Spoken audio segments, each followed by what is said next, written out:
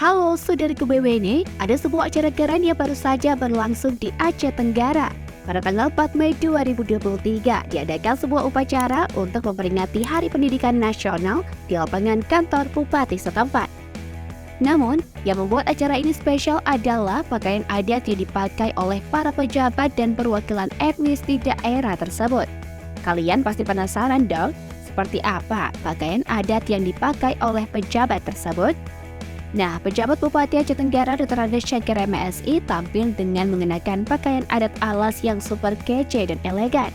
Selain itu, pejabat lainnya seperti para kepala OPD, camat, kepala sekolah, pengawas sekolah, ASN, jajaran Dinas Pendidikan dan Kebudayaan Aceh Tenggara, pemulu kute, serta perwakilan etnis di Aceh Tenggara juga memakai pakaian adat masing-masing.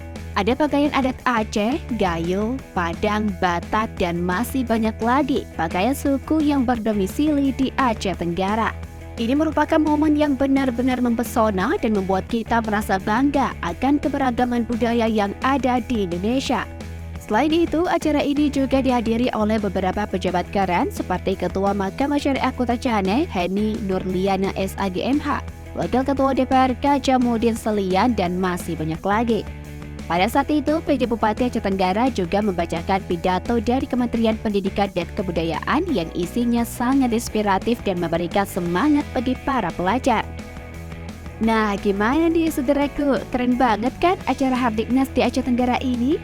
Jadi, kita semua harus bangga akan keberagaman budaya yang ada di Indonesia dan terus mempertahankannya. Sampai jumpa di berita selanjutnya. Dari Aceh Tenggara, Asnamului, Tribun Gayo.